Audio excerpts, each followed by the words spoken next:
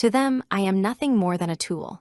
A solitary figure adrift in an endless void. I consider my purpose, then reject the notion. On second thought, perhaps being a simple tool would have been a kinder fate. It implies a use, a value, however disposable. This has been my reality from the very beginning. I harbor no illusions and hold no expectations for anything more. My role has always been fixed, my path predetermined. I was and am a means to an end. Emotions are a luxury not afforded to disposable things. She is their treasured jewel, while I am merely the shadow they cast. My hands tremble, but my gaze is unwavering. A single, defiant thought burns in my mind. I refuse. A quiet, vengeful wish forms in the darkness of my heart. I hope they all suffer for what they've done. They trampled me and cast me into the abyss to save themselves. For this betrayal, they will never have my forgiveness. My path is set, my decision made. For the sake of my revenge, I will agree to this. I turn to the entity born of shadow and malice. I accept the offer and will make a contract with you. A cruel smile spreads across his lips, revealing his delight.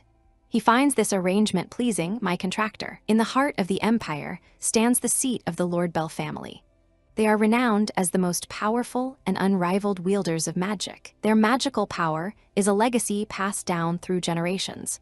It is an inheritance that every wizard dreams of possessing. Their influence stretched as far as the eye could see, their power absolute. The head of the family was the strongest ruler in the land, the man who led this family to unparalleled prosperity and glory was Duke Ego Lordbell. His eldest heir, Estrio Lordbell, followed a different path, becoming a revered sword master. The second son, Bansis Lordbell, became the formidable leader of the family's magic knights. And then there was Miracle Lordbell, the treasured daughter. She was seen as the inheritor of all their magical gifts. They were everything I ever wanted. My hopes and my dreams were all centered on them. I could only watch from the periphery, an outsider to their perfect circle. Even as a child, my greatest wish was to be part of the Lordbell family, no matter my origins, but I was always met with judgment. Every touch, every presence was met with their revulsion. Still, I endured their contempt. My dream of belonging made it all bearable. I just had to try a little harder. I ran forward, determined to prove my worth. Through the years, that desperate need to do my best never faded. I held onto the foolish belief that one day, just once, they would finally acknowledge me. Lucia stands before her father, his hand on her shoulder. He expresses his gratitude for her presence. For the first time, he tells her he is happy she is his daughter. These are the words she has waited a whole year to hear. He offers a soft, genuine smile, and for a moment, her wish feels fulfilled. However, a flicker of doubt remains. Her joy evaporates, replaced by chilling dread. Something is terribly wrong. Her brothers are present as well, their purpose unclear. She tries to understand the meaning of this gathering. Her brother Bansis tells her to stop her pointless struggling. He insists this flower path was prepared just for her. His smile is cruel as he declares this will be the last day he has to endure her presence. He mockingly asks if she is not thrilled. Estrio cautions his brother to watch his tongue in front of their father. Yet he agrees with the sentiment. He guarantees that she is, indeed, a waste of time, stands indeed apart from them all. Her father announces that it is time for her to fulfill her mission. Her brothers look on with cold indifference. It is business as usual, a familiar, heartless routine. She is stunned by their casual cruelty. The ease with which they command her to jump and die is unthinkable. Her mission is simple and absolute. She is to be sent to the abyss. It is a place of legend within the family, a secret, endless chasm known only to a select few. Centuries ago, the first Lord Bell saved the world by sealing ancient gods within this abyss, a sacrifice that brought their family unimaginable power. But this great power came with a terrible price, a debt that must be paid once every century. A member of the Lord Bell bloodline must be sacrificed to keep the seal strong and the darkness contained. The truth crashes down upon her. All her efforts, all her hopes, they were utterly pointless. She turns to the man she yearned to call father and asks if this is truly his will. He looks at Lucia with cold calculation. Her soul's sacrifice is a small price for the continued glory of their family. With a chilling smile, he declares that this act will finally prove her life had meaning. A bitter smile touches her lips.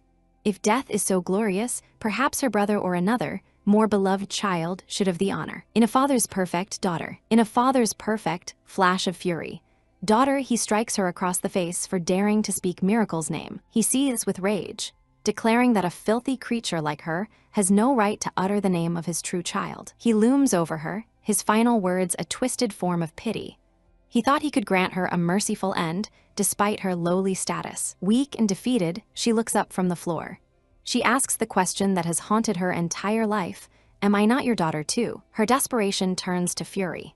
If he had ever considered her his child, even for a moment, he could never do this. His response is as cold and empty as the hall they stand in. He has never, not once, thought of her as his daughter. She was kept alive for this single purpose. He considers her a disgrace and orders her to give up and accept her fate. In his eyes, her only path to worthiness is through death. Only then can she serve the Lordbell name. She refuses to accept this end. Even her very life is just another tool to be used and discarded by them. A wave of helplessness washes over her. Without magic, with no way to fight back, escape is impossible. Suddenly, the perfect daughter, Miracle, appears. She sees her father and brothers and moves toward them. Her father intercepts her, his tone protective. He tells Miracle she cannot go out there. Miracle clings to them, not wanting to be left alone. She calls them terrible, but her words are a child's complaint, not a condemnation. Lucia realizes with sinking certainty that even her sister knew. She knows what is about to happen to her. A grim resolve settles over her. This is no time for sentiment or weakness. Their attention is focused on Miracle. This is her only chance. She runs. She has to make it. It's now or never. But her body freezes, ensnared by magic. There is no escape. Miracle, the family's beloved treasure, reveals her true nature. Her smile is pure malice. With a final, taunting farewell, Miracle sends her sister plunging into the darkness. As she falls, a single, desperate thought consumes her. All she ever wanted was to stand with them, to be seen, to be part of their family. That was all she ever asked for.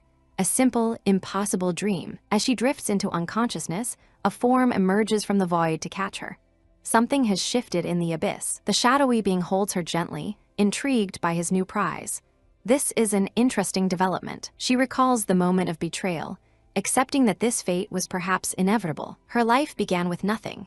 An orphan born in the slums, she never knew her parents. At 9 years old, she was alone, surviving day to day by begging on the merciless streets. One day, a bitter cold descended, and she was certain her short, miserable life was over. Lying in the snow, she prepared for the end. But against all odds, she awoke. She was no longer in the cold, but in the warmth and safety of the Lordbell family's estate. She had no idea why this man had helped her, and at the time, she didn't care. For the first time, she knew what it was to have a full stomach.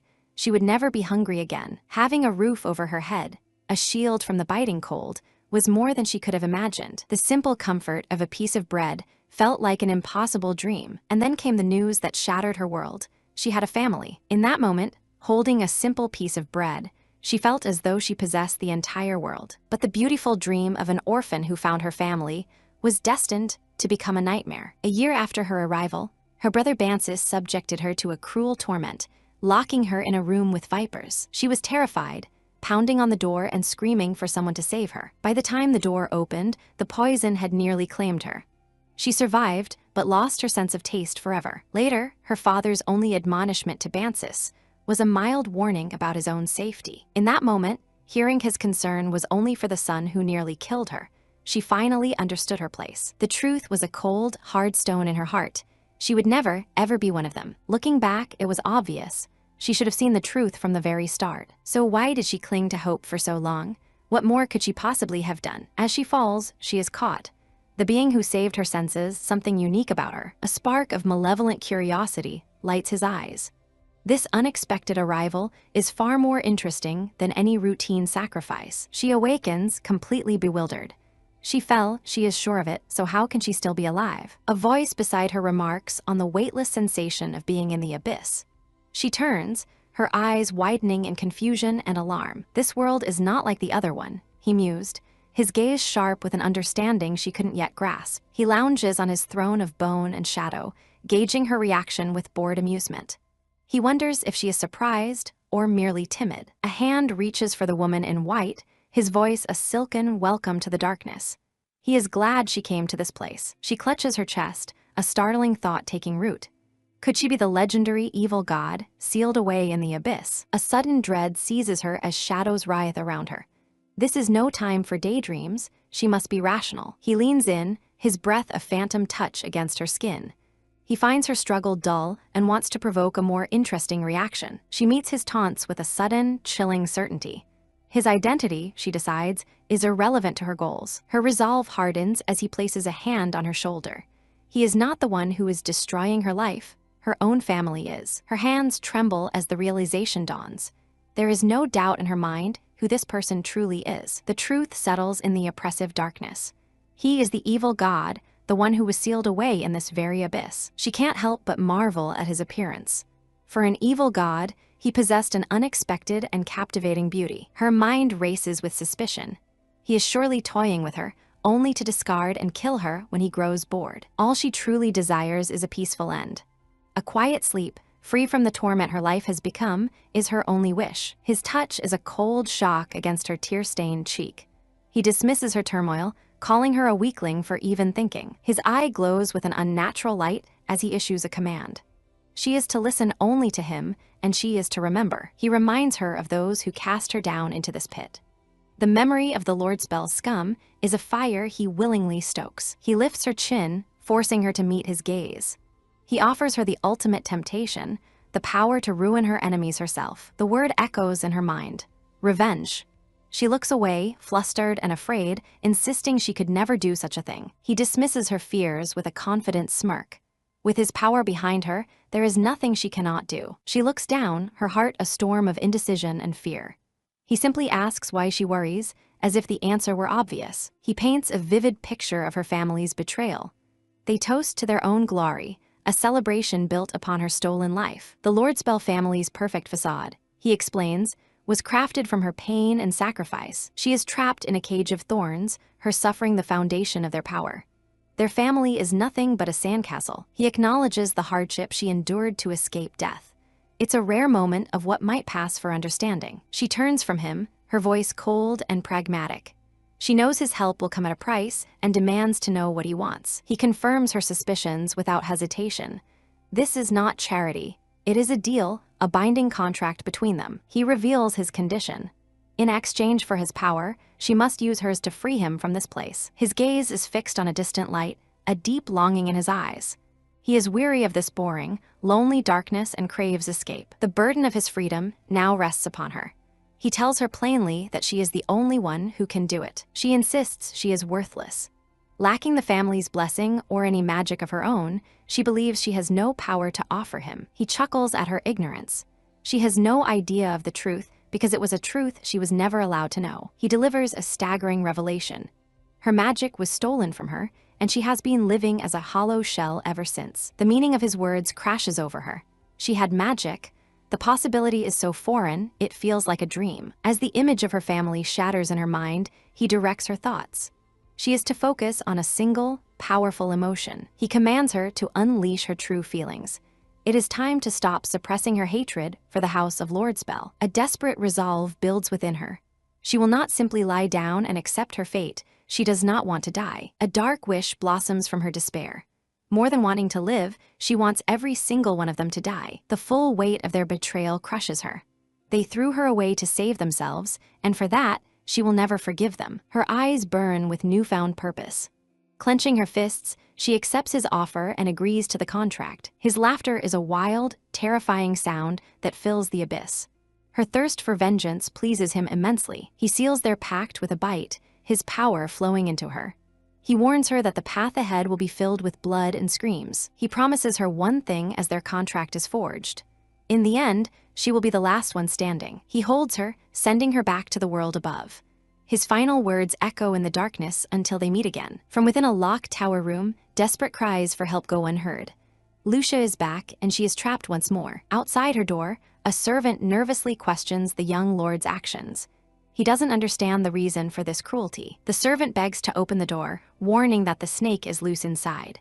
But the young lord, Bansis, only smiles. This is Bansis Lordspell, her younger brother. His smug expression reveals a deep-seated sadism. Bansis mocks the servant's panicked reaction. He seems to find the man's fear just as entertaining as his sister's. He wonders aloud if she will finally cry this time. Her tears are the prize he seeks from his torments. The servant timidly confirms he did as he was told. He brought the vicious snake, believing it was worth it to please his master. The servant recalls the specific request. The young lord had demanded a karzo, a particularly dangerous breed of snake. Bansis appears delighted by the choice. He casually remarks that he doesn't care if the snake is poisonous. Suddenly, Bansis is confused. The silence from the room is not what he expected, and the servant looks equally perplexed. The servant begins to panic. The sudden quiet is unnerving. Her screaming had stopped far too abruptly. He worries that she has fainted from a snake bite. A small child like Lucia would stand no chance against such a creature. Bansis scoffs at the notion. A lord spell dying from a snake bite is pathetic, but he wonders what his father sees in her anyway. He orders the servant to check on her, annoyed at being robbed of the sight of her tears. The servant reluctantly obeys. Bansis yawns, already bored with the game. He idly wonders what cruel tale he can spin about this incident. His attention is caught by a wriggling sack on the floor. He is shocked and demands to know what it is. The sack continues to squirm violently. He realizes with a jolt that there is something alive inside it. The servant cries out a warning, his voice filled with terror. He tells the young master not to get any closer. The snake emerges as an unseen force grabs the servant. He screams for Bansis to help him, but the boy is frozen in terror. The servant is dragged away into the darkness, his pleas echoing in the hall. Bansis can only watch, stunned into silence. The door creaks open, revealing Lucia. She calmly observes that they have finally decided to let her out. She looks down at the terrified servant on the floor. Her memory is clear. This is the man who unleashed the snake. Her gaze shifts to her brother, who is still paralyzed with shock. He is the same pathetic bully he has always been. A small smile touches her lips. It is not she who is losing her mind to fear this time, but them. She understands now. The evil god's promise to help her was not an empty word. This is what he meant. The servant stares up at her, a tear of pure terror tracing a path down his cheek. He cannot believe this is Lucia. She stands there, poised and serene, an entirely different person. The servant can only think how much she has changed. Bansis feels a cold dread creep into his heart.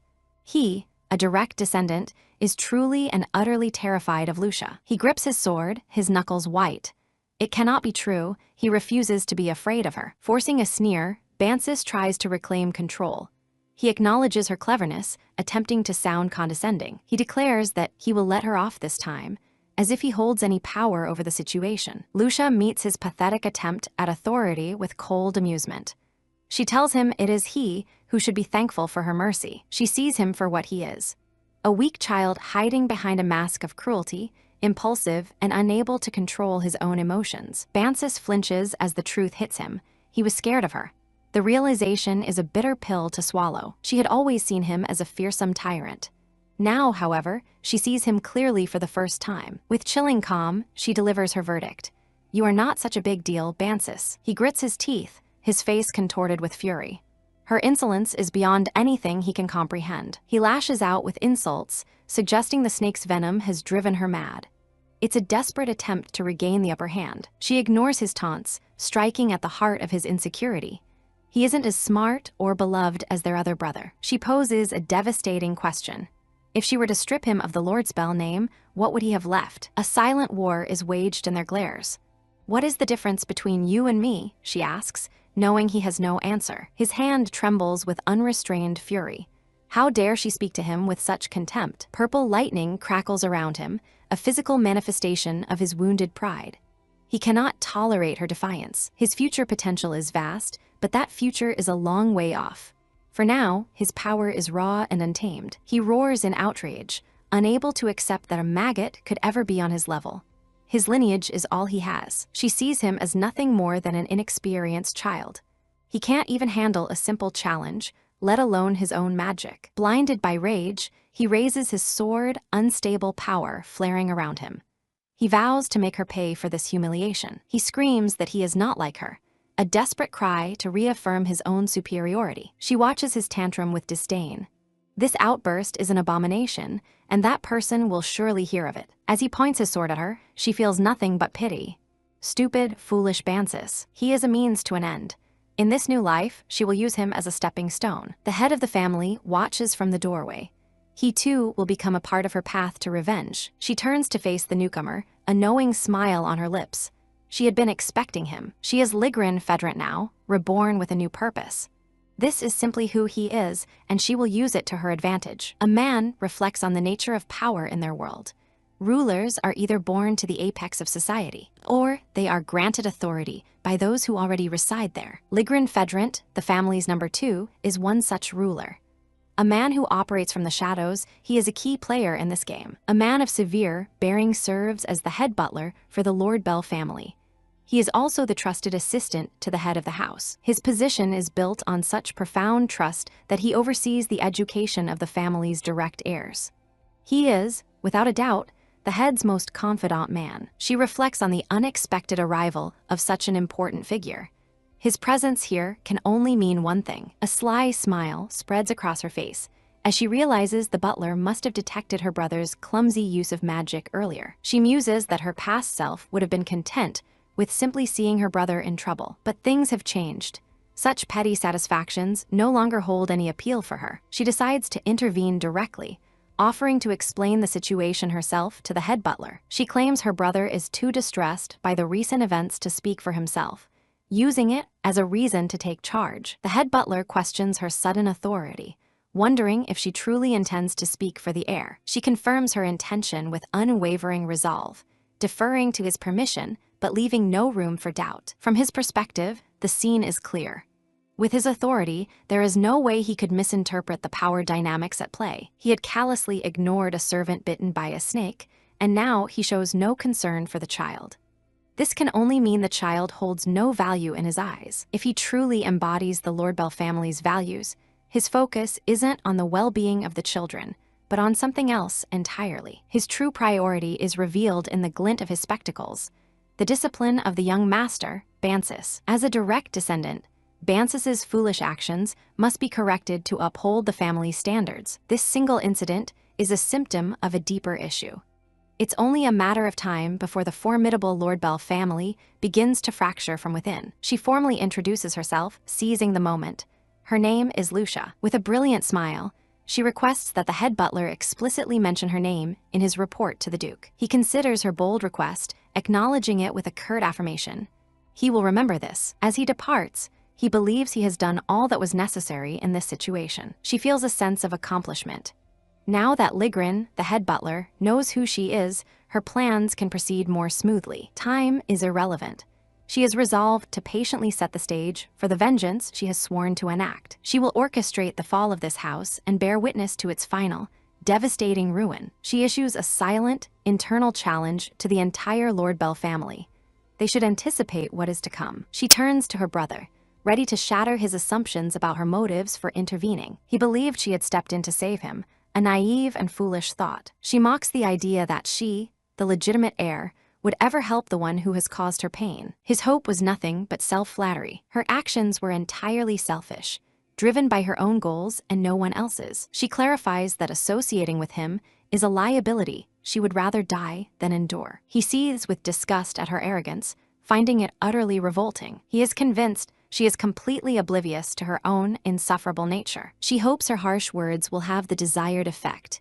If her brother now avoids her, it would be a perfect outcome. Still, she entertains a flicker of doubt. Perhaps she's being too optimistic. Dealing with him was never going to be that simple. In his mind, she is nothing more than a plaything for his amusement. He wonders when the fool will finally grasp her place. She pushes aside her thoughts of her brother. The more pressing matter is the head butler's report. If Ligrin did his duty, a summons from the Duke is inevitable. She reassures herself that her plan from the day before went perfectly. Ligrin should be on his way to the Duke's office, but his presence here is unexpected. Why would the head butler come himself and not send a mere servant? The question nags at her. His personal appearance to summon her feels significant and possibly ominous. He cuts to the chase, demanding to know her motivations for her actions the previous day. He warns her not to use her brother as an excuse, seeing through any potential deception. She realizes this confrontation was unavoidable. He makes it clear that he will not be as lenient as he was before. She recalls her strategy. In a tense situation, an unexpected variable can easily cloud a person's judgment. Even a man who seems entirely rational can be swayed under the right pressure. In such moments, people simply choose the most convenient option, often without realizing they are being led. She knows a man like Ligrin is no ordinary person. He must have immediately sensed that something was amiss. He is beginning to understand that the choices he made were not truly his own, but were carefully guided by her. Humbled by this realization, he offers an apology and accepts full responsibility for his misjudgment. He begins to grasp her true nature, but decides her apology is sufficient. For now, there is no need to press further. All she wanted was for him to remember her name.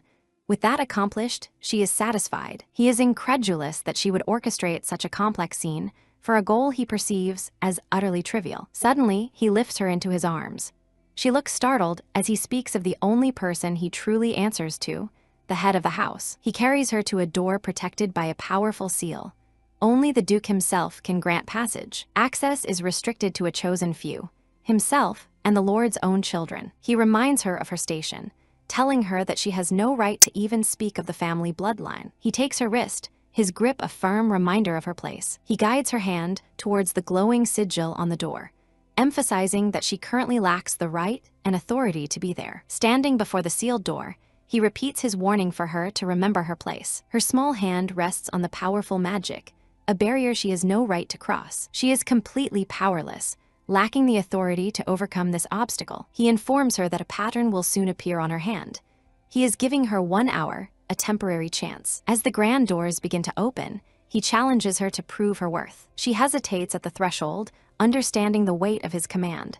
She must prove that his investment in her was not a waste. Beyond the door, her father awaits. As she walks toward him, she remembers the defining feeling of her childhood, a desperate lack of affection. All she had ever wanted was a single moment of fatherly love, a single sign of his acknowledgement. It was this desperate hope that kept her calling him father, even as he showed affection to others, but never to her. Despite the constant mockery and disdain she faced, she clung to that single word. Back then, she told herself it was fine. She could endure it. Looking back, she finally recognizes the foolishness of her youthful hope. She finally stands before him in his vast, opulent office. She greets him formally, addressing him not as a father, but as his title demands. She now sees her past self clearly, a fool waiting for the very man she called father to cast her aside. But a question remained.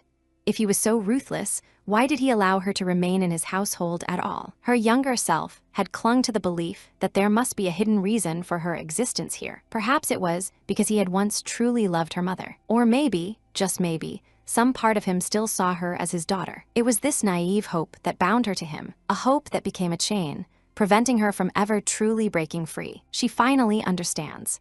He had exploited her foolish desire for love, manipulating her from the very beginning. She was a crucial piece in his grand design. If the intended sacrifice were to disappear, his plans would crumble. That was the reason he kept her alive.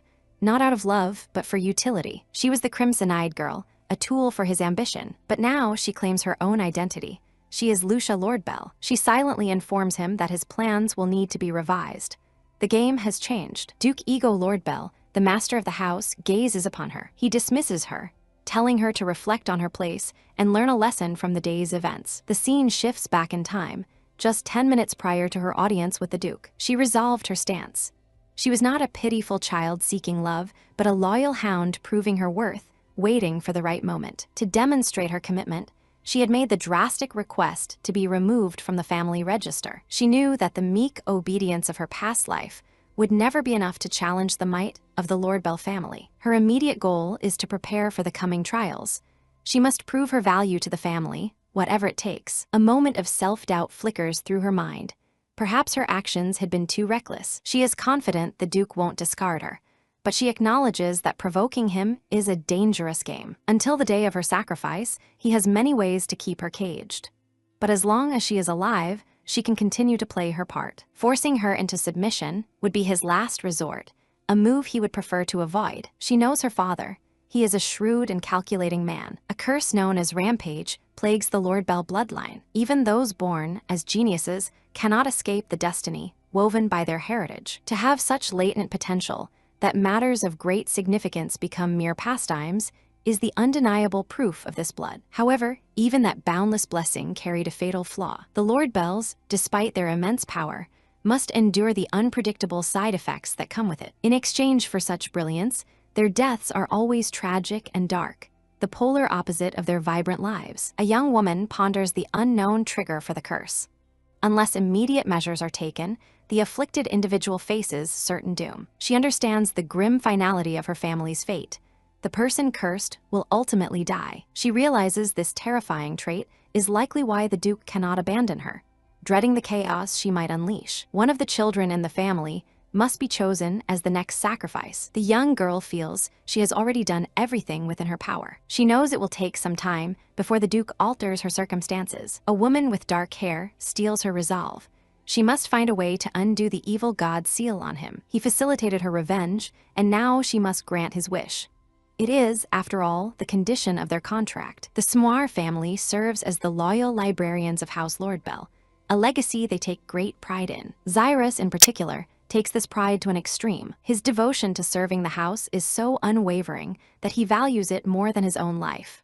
In short, he is a fanatic. A young lady is confronted by an angry shout, questioning her presence in the restricted area. Xyrus is furious, declaring that this is a revered place only for those with special permission. He insists that someone of her standing has no right to be here, bloodline or not. As he tries to force her out, she stops him. A faint, intricate pattern glows on her hand. He is startled into silence. She finds his outburst rather amusing. She asserts her right to be there, a right given by the name she inherited from her father. With a piercing gaze, she informs Xyrus that he lacks the authority to send her away. A silver-haired man scolds a younger boy for drawing his sword over such a trivial matter, reminding him of his status as a direct descendant. The boy, close to tears, can only apologize for his behavior. He clenches his fists in silent fury, humiliated by his father's scolding because of that girl. He internally vows that Lucia will pay for this. Just you wait. Xyrus is startled to find Lady Lucia standing before him once again. She calmly asks if he would be willing to hear her out. Xyrus immediately changes his demeanor, professing his undying loyalty to the Duke and claiming he would never dare defy his orders. He nervously attempts to dismiss their earlier confrontation. He practically begs her to agree that it was all a simple misunderstanding. She acknowledges his loyalty to the Lordbell name and reassures him that she will not report his behavior to the Duke. She gives a small smile, stating she wouldn't want him to get in trouble over such a small thing. Xyrus bows low, overflowing with gratitude and relief. He is shocked that she would back down so easily, merely to avoid the Duke's notice. Lucia's expression hardens. If he plans to use the Lordbell name as a shield, he should at least be aware of the consequences. While he may be timid, he is still a guardian of the family's secrets, a role passed down for generations. She informs the bowing man that she will be visiting often from now on, and she hopes he won't mind. Lucia turns to leave, considering the misunderstanding with the librarian cleared up. As she departs, Xyrus is left stunned by her confirmation that she can now use the library freely. She smirks to herself, wondering what Xyrus will do when he learns the true reason for her visits. A young boy grows irritated, wondering where that infuriating girl has gone. He notes her recent change in behavior.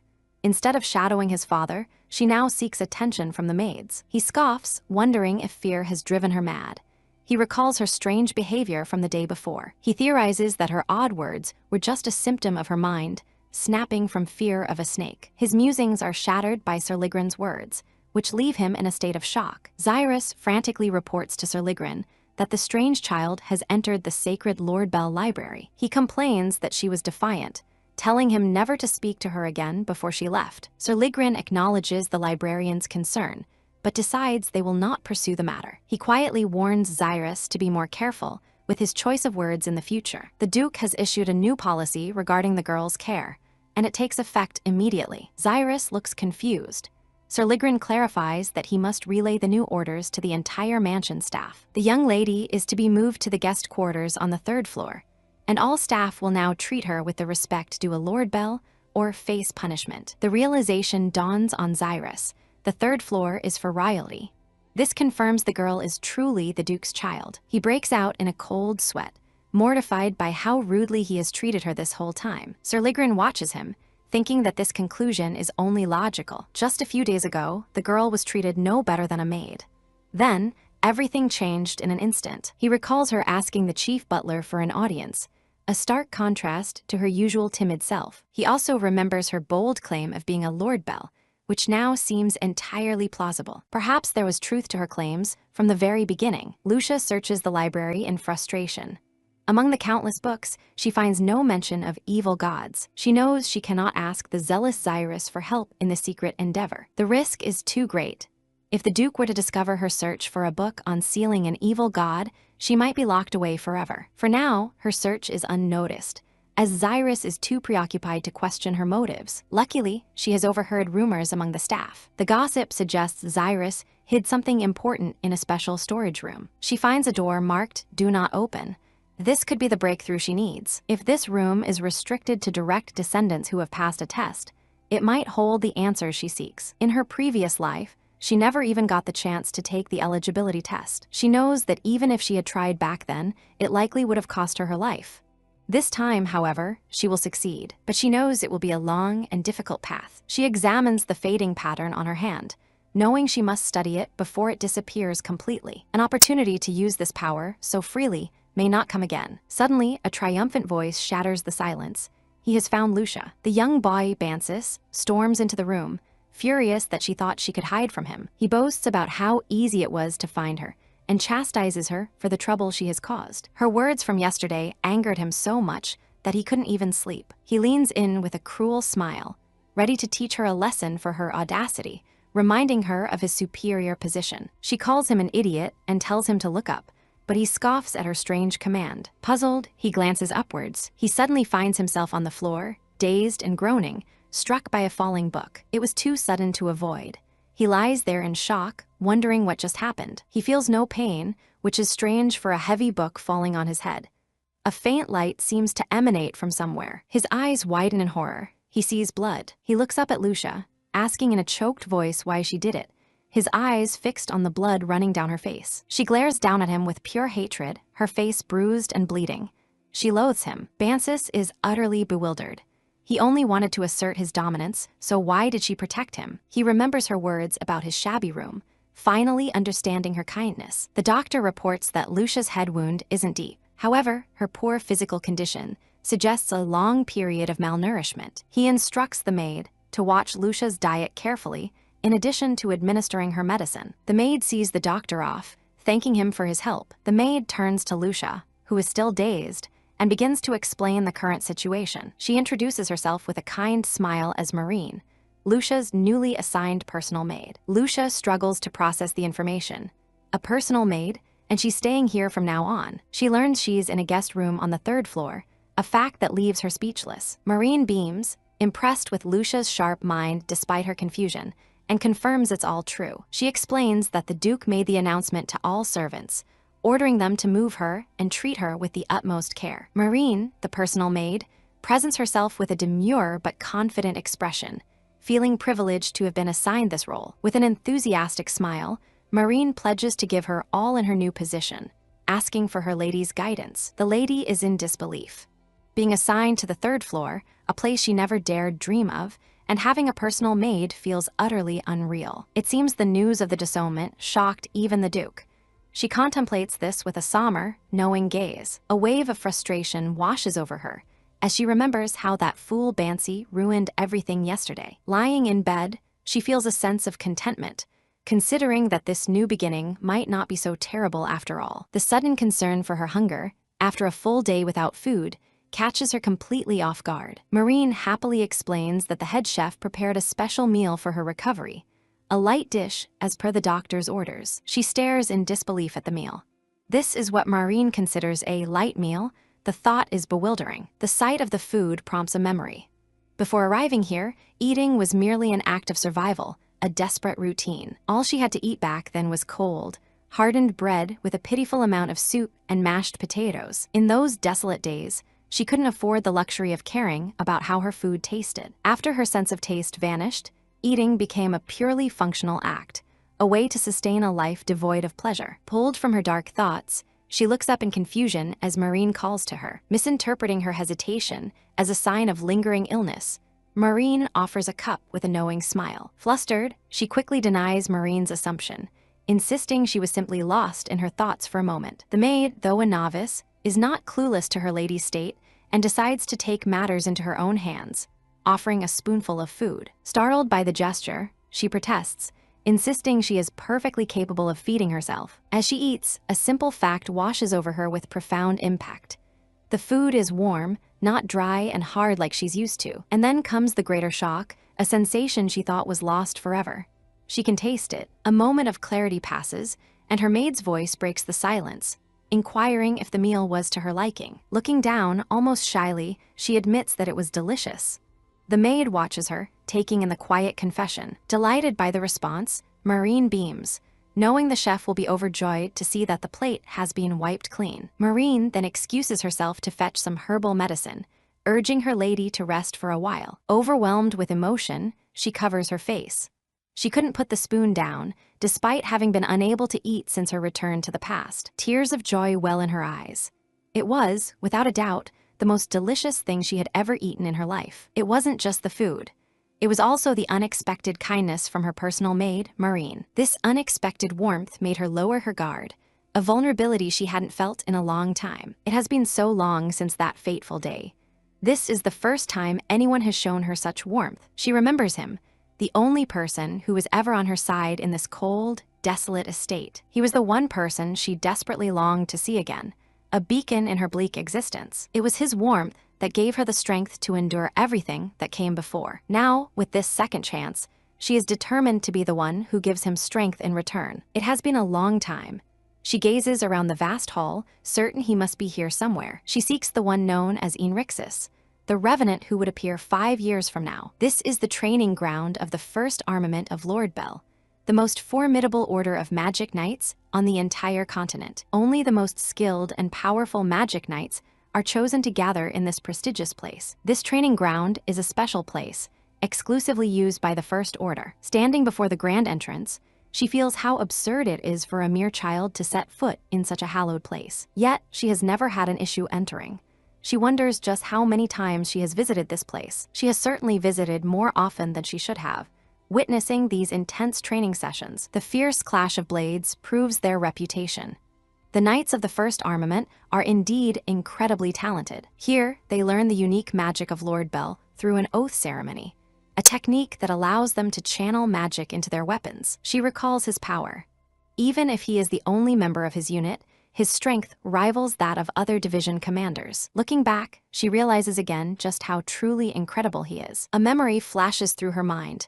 The man leading them, a sudden danger, a frantic warning to get out of the way. His face appears in her memory, his voice asking if she was scared, telling her to wait just a moment. A gentle hand rests on her head. He praises her for her bravery, acknowledging her fear. With a reassuring smile, he tells her that the danger has passed and it's all over now. This is Enrixis, first commander of the Lordbel Magic Knights, kneeling before her and telling her not to worry. One of the other knights rushes over, shouting with concern for his commander's well-being. The sparring grew too intense, causing a surge of uncontrolled magical power. The knight hadn't expected a child to be present. Enrixis turns from his men and gently asks the child to please cover her ears. He then unleashes his fury upon his subordinates, his voice booming with rage. He reminds them of his repeated warnings about handling their magic carefully, questioning if they understand the disasters their carelessness can cause. It's just like before. The knights apologize profusely, explaining they never anticipated a child would be in the training grounds. He cuts them off, having no patience for their excuses. Such thoughts are useless in an emergency. He is known for being strict.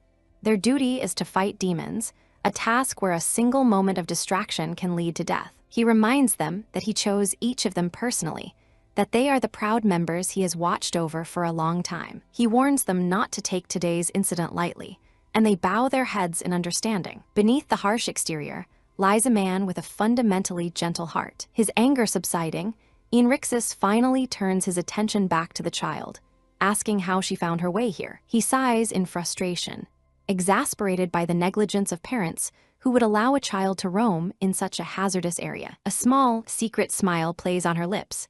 Just as she remembered, his gruff concern is warm. He seems momentarily flustered, then suggests they move inside to talk. It's too dangerous here. He offers his hand, proposing they wait in the waiting room until her parents can be found. Once inside his office, he assures her that the guards have been notified and are searching for her parents. He apologizes, wishing he could offer her something better, but explaining that a cup of green tea is all he has. He adds with an awkward laugh that this room is normally occupied by sweaty soldiers, not young ladies. She reassures him that it's fine. She used to drink this kind of tea quite often. He seems surprised, and perhaps a bit pleased, that she is already familiar with the taste of green tea. He laughs lightly, aware that it's improper to keep a young lady waiting in his quarters. He knows she must feel out of place, but he encourages her to relax while she is here. He states with confidence that there is no safer place in the world than the Lord Bell estate. He adds with a confident smirk that while his appearance might not be convincing, he is, in fact, incredibly strong. Every kind word he speaks resonates with a warmth that brings tears to her eyes. She sees her reflection, a stark contrast to him. His innate kindness is something she feels she can never possess. A flicker of realization crosses the commander's face. He identifies himself as Enrixis, first commander of the Knights. His tone shifts as he looks at her directly across the vast table.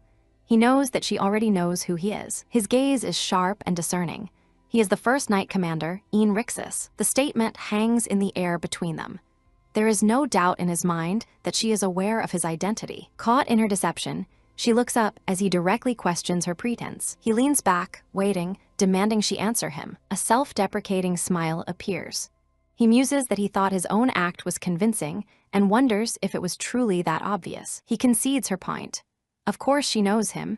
His identity is common knowledge within the Lord Bell estate. He clarifies that despite the pretense, his intention was never to deceive her. It was something else entirely, a reaction born from a sudden, powerful emotion. He confesses that he became angry, not at her, but at the cruelty and irresponsibility of the Lord Bell family. He sees her not as a member of that family, but simply as a child in desperate need of protection. Her story had always weighed on his mind, and seeing her almost caught in that accident today stirred something within him. The incident prompted him to entertain what he considers a presumptuous idea. He thought that by feigning ignorance, he could offer her a brief sanctuary, a moment of peace. Even so, he acknowledges that his method was wrong. Deceiving her was not the right way. He stands and offers a formal, sincere apology for his actions. She is stunned. It is unimaginable that the great Knight Commander would offer a sincere apology to a mere illegitimate child. Coming from anyone else, she would have dismissed it as just another lie, another cruel trick. But this is Enrixis, and she remembers from her past life that he had always been this way. She recalls their first meeting in her previous life, when she was huddled alone on the cold stone ground. She had been hiding, unable to bear any more torment when he appeared. He had no reason to get involved, yet he sought her out. Without a single question, he simply knelt and spoke to her in a quiet, comforting voice. A kind voice offered a safe haven to her, a place to go when there was nowhere else. She remembers his promise to always be waiting, a promise she didn't believe at first, but his words echoed in her mind during difficult times, giving her the courage to finally return to him. He welcomed her with a gentle touch, expressing his genuine happiness that she was finally there. A formal apology is presented and accepted, shifting the balance of their conversation. He is taken aback by her ready acceptance, questioning if she is truly sincere. Her acceptance comes with a condition. She has a proposal for him, which leaves him utterly confused. Flustered but feeling indebted, he agrees to hear her out, asking what she has in mind. She looks at him with unwavering resolve and asks him to become her swordsmanship instructor. The request is completely unexpected, and he is momentarily stunned by how full of surprises she is. He feels a pang of guilt over their previous encounter, which pressures him to consider her proposal. Despite his guilt, a hard resolve forms within him. He simply cannot agree to her request. He explains that as a rule, he doesn't accept disciples, and his current position makes it impossible. He turns away, dismissing her request as if it was never made, hoping to end the matter there. Lucia understands his firm refusal, recognizing it as a politically wise, if personally difficult, decision. She reflects on his character, knowing that simply caring for a neglected child would be no issue for him. But for her to become the personal student of the Knight Commander is an entirely different political minefield. The consequences would be catastrophic if his student had Lord Bell blood, escalating a tense situation. It would throw him directly into the middle of the family's brutal succession dispute. Ian wistfully considers that, as a common knight, he would have gladly taught her, wearing any backlash as a badge of honor. But as the first Knight Commander, the act of taking a student carries immense political weight. The fallout from such an alliance would inevitably crush the weakest caught in the crossfire. He has seen the depths of human ambition and knows the filth and malice that fuels the quest for power. In a high-stakes succession battle like the one plaguing House Lord Bell, the greed is boundless. The path her request would force them down would be nothing short of a nightmare. He decides he must make her give up for her own sake, but she already seems to grasp his concerns. She calmly tells him that his worries will not be a problem. She reveals that as an illegitimate child, she has no claim to the inheritance, removing her from the succession dispute. She asks for only 3 months of his time. Her request is specific. She only needs his training until the qualification exam in 3 months. Acknowledging his duties, she promises to train on her own to build stamina if he can spare just a little time. Ian is exasperated by her persistence, reminding her of his refusal and questioning her reasoning. Lucia plays her final card, promising to find Kayla's medical book to cure his ailing daughter. The offer silences him completely. She has targeted his deepest and most desperate secret. His mind races, thinking of the legendary medical book written by the divine healer, Isla. It was a fabled tome, rumored to perform medical miracles, though its existence was unconfirmed. Ian had always believed the book was hidden in the Lord Bell archives, the very reason he joined their knights to save his daughter. To protect his daughter from the dangers inherent in his quest, he had gone to extreme lengths to keep her existence an absolute secret. He stares at the woman before him with cold suspicion, demanding to know who she truly is. His suspicion quickly curdles into rage as he accuses her of being a pawn, using his daughter in a cruel scheme. His eyes flash with fury as he demands she tell him the truth. He warns her to speak before he does something he will regret, his voice laced with menace. His anger finally erupts, his fist slamming down on the table as he screams for answers. Lucia observes his outburst, understanding his reaction, but knowing he cannot afford such weakness. She mentally implores him to remember everything he has fought and endured for. She silently berates him, asking if he will throw away all his hard work over this. She projects her thoughts to him, urging him to focus on one single, critical fact. She is the one who can help him. The message cuts through his anger, leaving him bewildered, and by helping him, she can ensure his daughter is saved. She explains that even his high rank as commander would never have granted him access to the restricted archives. That section of the library is sealed, accessible only to those of direct Lord Bell lineage. She swears on the very name of Lord Bell to prove her claim, her eyes blazing with conviction. He is torn and troubled, while she admits she is the only one who knows his secret, but promises she has no ill intent. She bows her head low, pleading with him to accept her help. It is the only thing she asks of him. A past memory surfaces of him helping her, and now she wishes to return the favor. He is brought back to a fateful crossroads from his past. He recalls his decision to sacrifice himself to protect his knights and the citizens. He stood alone against an overwhelming enemy, buying precious time for others to escape. His dying thoughts were of love for his precious daughter, Cherish. In the end, he could not save himself. His life faded, the final cost of his heroic sacrifice. While he received a grand memorial, his daughter was left abandoned and without explanation. It was an unavoidable tragedy, a series of misfortunes that no single person could be blamed for. His final order for his knights to return home was never fulfilled. They were too paralyzed by grief to obey, needing a moment to mourn their commander. During that critical delay, an accident befell his daughter's caretaker, sealing the child's tragic fate. Lucia's resolve hardens. It should not have ended like that. She burns with indignation, questioning why a man who gave up everything had to suffer such a cruel fate. Why did a story of sacrifice have to end in such a terrible, senseless tragedy? She closes her eyes, a vow forming in her heart. She will stop this from happening again. She will become his hope. In the present, Ian is completely baffled. The woman's knowledge is impossible. No one should know about his daughter. There is no conceivable way. Even if they knew of her, they could not have connected her to his search for Isla's book. He never spoke of it to anyone. He stares at Lucia, his mind reeling with questions. The situation is throwing his carefully controlled world into chaos. He then notices the profound sadness in her eyes. He sees a girl who looks fragile enough to break, weighed down by a sorrow he cannot fathom. His mind is a battlefield of doubt and duty. He should interrogate her, distrust her. But against his better judgment, a feeling of sympathy stirs. Perhaps he is growing soft. He fixes her with a serious gaze, asking if she is prepared to stand by her bold claim. He challenges her directly about her promise to deliver Isla's medical book, and she confirms it without hesitation. He rests his hand on his sword, issuing an ultimatum. What happens if she fails the lineage test? She dismisses his concern with unshakable confidence. She beams, revealing that her mentor was none other than Sir Ian Rixus himself. He remembers telling a young Lucia that he was counting on her. Returning to the negotiation, Ian decides they must first settle the issues between them. He proposes they clear the air before proceeding with their arrangement. Lucia agrees not to question him further about how he discovered her secret. She accepts the fault as her own, as everyone has things they wish to keep hidden. He gives her a nod of commendation, acknowledging the impressive effort she put into her plan. Lucia knows that if he truly wanted to pressure her, he wouldn't have gone to such lengths. Ian lightens the mood, teasingly reminding her of her claim to be good at drinking tea. She stammers, flustered and embarrassed by his sudden change in demeanor. He smiles warmly, amused by her childish reaction, just as he had expected. He concludes that no matter how capable she seems, she is still just a child to him. He leads her to the training hall,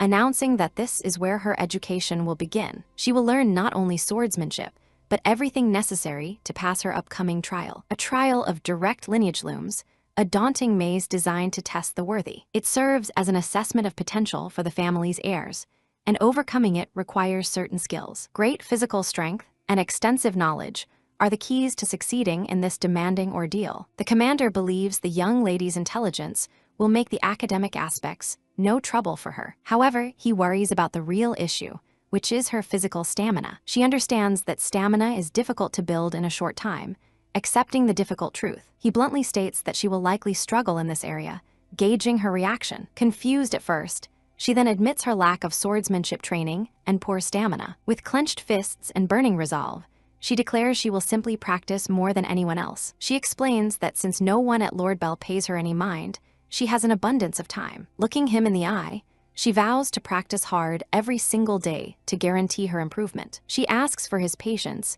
knowing the path ahead will be tough for them both. Her sincere plea visibly moves the commander, touching something deep within him. He grabs her shoulders in surprise, questioning why she would speak of progress and patience in such a way. Flustered, he clarifies that he was simply discussing the challenges they face together. One must know their own weaknesses, he explains, in order to prepare for what is to come. He reminds her of his vast experience training nights, assuring her he has a plan. He teases her, asking if she truly believes he would struggle with such a minor issue, and she pouts. She confesses her true concern, feeling guilty for taking up his precious time. He concedes that time is indeed one of the critical problems they must address. He lifts her into his arms, suddenly proposing that she become his official disciple. This would not be the temporary contract she suggested, but something far more significant. It would be a formal master-disciple relationship, officially sanctioned by the Duke himself. She is stunned. He explains this arrangement would legitimize her training time, but she worries it would cause him trouble. There is another, more important reason for his proposal, one he has yet to reveal. He acknowledges the long journey she has already undertaken to reach this point, just as a guest arrives. Head steward Ligren appears, his expression stern and disapproving. He offers a curt apology for the rudeness of his unannounced visit. The commander feigns being hurt by such formal words, putting on a welcoming smile. He suggests they find a less dusty place to talk, attempting to steer the conversation elsewhere. The head steward sharply declines, intent on settling matters then and there. He states his purpose is merely to sort out a few things today, his gaze fixed on the young lady. He turns his attention to her, his tone ominous, and she flinches in surprise. He accuses her of reckless behavior, which has led to unfortunate consequences. She is shocked. He lists her supposed transgressions: a maid deemed irresponsible, and a deputy's day wasted on trivialities. Most importantly, he claims, she is wasting the commander's invaluable time. He questions whether she, a mere young lady, truly has the right to cause such disruptions. He delivers a cold lecture, asserting that not all time holds the same value. He orders her to cease her troublemaking and return to her proper place. As time ticks by, she instinctively clutches the commander's coat for support. The steward begins to apologize to the commander for the situation, but is cut off. The commander intervenes sharply, declaring that the head steward has said more than enough. His expression darkens with anger as he states the problem isn't the young lady, but someone else entirely. He challenges the steward, implying he already knows who is truly to blame. He points out that the Lord Bell family has ignored the young lady from the very beginning. This neglect has trickled down to the servants, who behave in the same dismissive way. She was only acting as she always has, he argues, and Ligren is the one turning it into an issue. What the family gave their daughter wasn't freedom, he states with cutting clarity, but neglect. The young lady is struck by his words, the painful truth of her isolation laid bare. The commander trusts the head steward would never have allowed such a thing to happen. He softens his tone, claiming his harsh words were only to prevent misunderstanding. The real issue, he clarifies, is with the people who allowed this situation to fester. The deputy looks relieved. The head steward turns away, clenching his fist as he apologizes for upsetting him. The commander then turns to the young lady, gently explaining the steward only came because he was worried. He winks, reminding her that the only reason she could roam freely was because the mansion was safe. The young lady bows her head in apology to the steward, promising to be more careful. The commander also apologizes with a smile, accepting responsibility for the trouble. He assures the steward that the young lady is a delight, not a burden at all. The head steward, understanding the commander's message, takes his leave. As he departs, he silently hopes the commander's intentions are truly for Lord Bell's benefit. The young lady offers a polite farewell, promising to inform her maid of the resolution. The steward stops, telling her he won't pry into her thoughts. He warns her, however, that pushing any further would be going too far. He advises her to be content with what she's gained, lest greed cause her to lose it all. Take this to heart, he commands with a final, steely glance. He leaves her with the parting sentiment that his words are for her own good. She is left to ponder his words, unsure if they were a warning or advice, but sensing a change in him. Regardless, her determination is renewed. She cannot and will not stop here. Clenching her fist, she feels her plan is succeeding, even seeing the disciple offer as a stroke of luck. But she knows becoming his official disciple will be a challenge in itself. Ahead lies the greatest obstacle of the Lord Bell estate. Rixus, commander of the Lord Bell Magic Knights, prepares to face that obstacle. He stands before the Duke of Lord Bell, offering a formal greeting. The Duke acknowledges him, referencing his report about a potential direct disciple. Rixus sits and confirms his intention, his posture rigid with purpose. The Duke finds it unexpected, remarking on Rixus's previous disinterest. Rixus admits he only recently reconsidered. He clenches his hands, remembering the moment he met her, the moment that changed his mind. He begins to state his case, acknowledging her lack of exceptional physical talent, but he emphasizes her far more valuable traits: her strong character, unwavering will, and deep insight. He asks rhetorically how he could ever pass up the chance to mentor someone of such quality. He declares his firm belief that she is destined for greatness. With conviction, he formally asks for permission to take the young lady as his disciple. The Duke pauses, his expression unreadable as he sets down his cup. This was not what he anticipated. He muses that she never showed interest in swordsmanship, his composure slightly shaken. He can't believe the person being discussed is his own daughter. Rixus realizes the Duke's shock is profound. She was never even a consideration for him. A cold memory surfaces.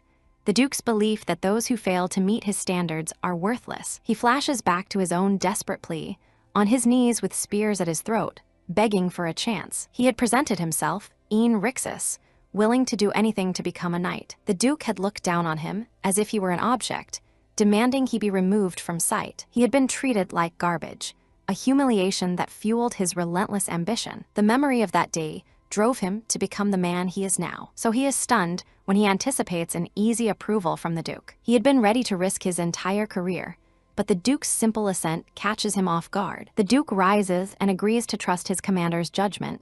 Rixus is speechless. The Duke reasons that, for a man who has never asked for anything, this request must be born of absolute certainty. He gives his order, "Teach her well."